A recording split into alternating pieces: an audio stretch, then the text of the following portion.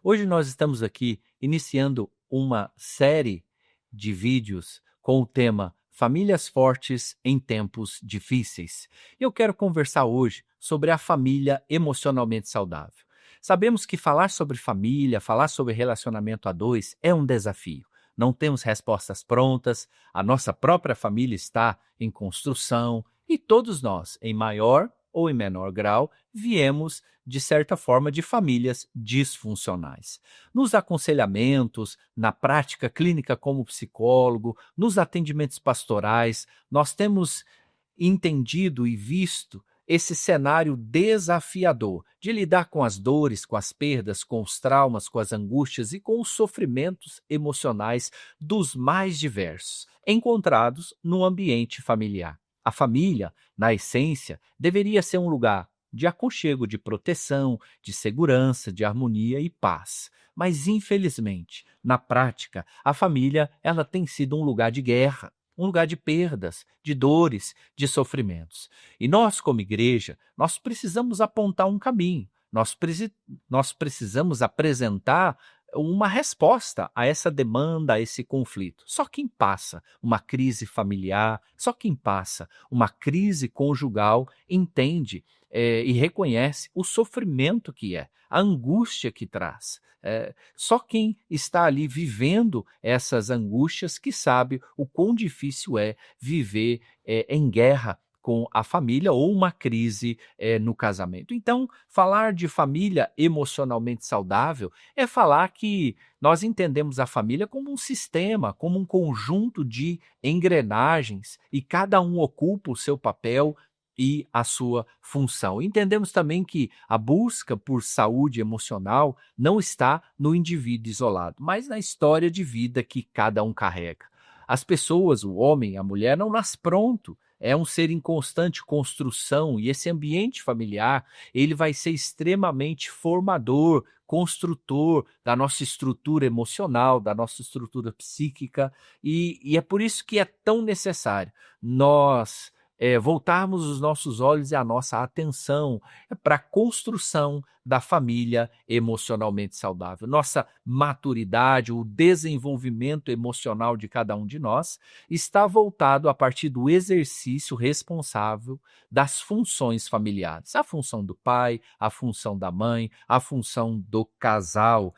E aqui nós entendemos que a forma como cada um lidou e relacionou com os modelos de autoridade que estiveram sobre suas vidas, vai falar muito sobre a sua saúde emocional. Então, decepção com a autoridade, rebelião, quebra do princípio da autoridade, tudo isso vai ter um comprometimento direto na identidade do indivíduo, tudo isso vai ter um comprometimento direto na vida emocional das pessoas. É tão comum nós encontrarmos pessoas carregando muitas cargas de raiva, de revolta, de dor, de rebeldia, isso tudo por causa da sua história de vida familiar. E isso tudo traz uma desorganização interna muito grande, e essas dores, essas feridas que muitas vezes a pessoa leva no seu coração, na sua vida emocional, acaba gerando nessa pessoa uma vulnerabilidade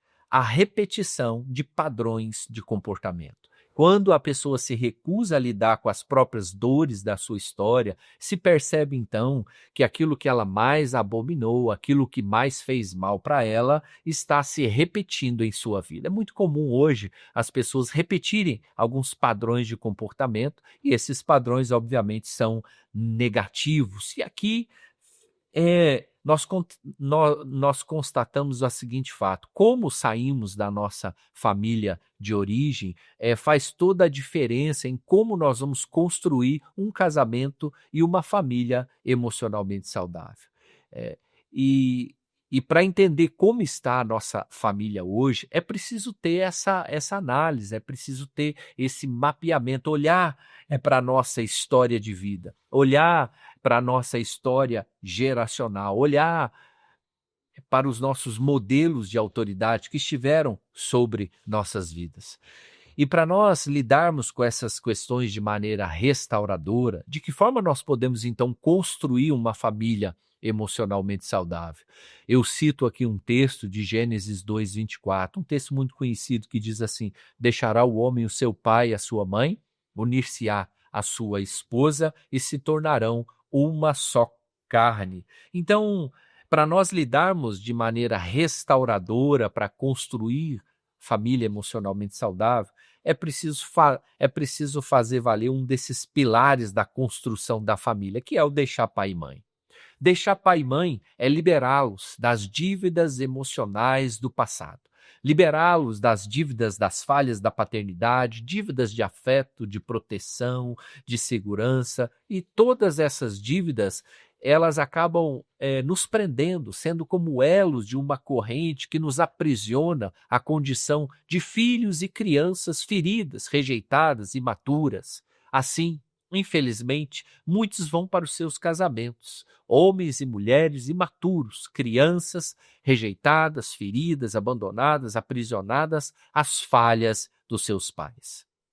Assim, infelizmente, a grande maioria das famílias são formadas com o princípio da autoridade totalmente comprometido, sem nenhum tipo de exercício da função paterna, materna, e essas pessoas então acabam estacionando numa fase imatura das suas vidas. E muitas pessoas, para ocultar essas fragilidades ou debilidades, escondem essas falhas atrás de vícios, compulsões, friezas, autoritarismo, machismo, legalismo, e muitos vão levando os seus casamentos totalmente comprometidos, homens e mulheres, carregando essas dores e traumas de uma história de vida mal resolvida. E para construirmos uma família emocionalmente saudável, é preciso sair desse lugar de vítima. Deixar pai e mãe é sair da condição de vítima para a responsabilidade de construir sua própria história.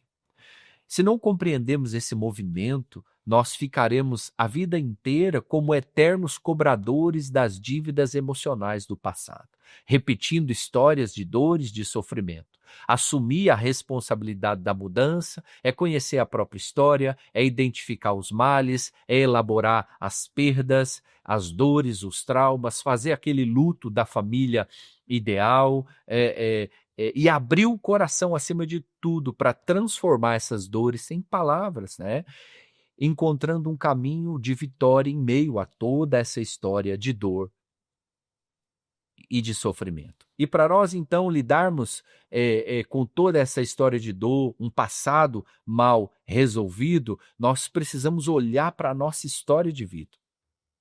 O caminho da cura, o caminho da restauração para construirmos uma família emocionalmente saudável exige de nós um reposicionamento. Todos nós precisamos nos posicionar no sistema familiar, dentro das nossas famílias, sair do lugar de vítima, deixar esse lugar de ser um eterno cobrador das dívidas emocionais do passado para um lugar de perdão, de ressignificado.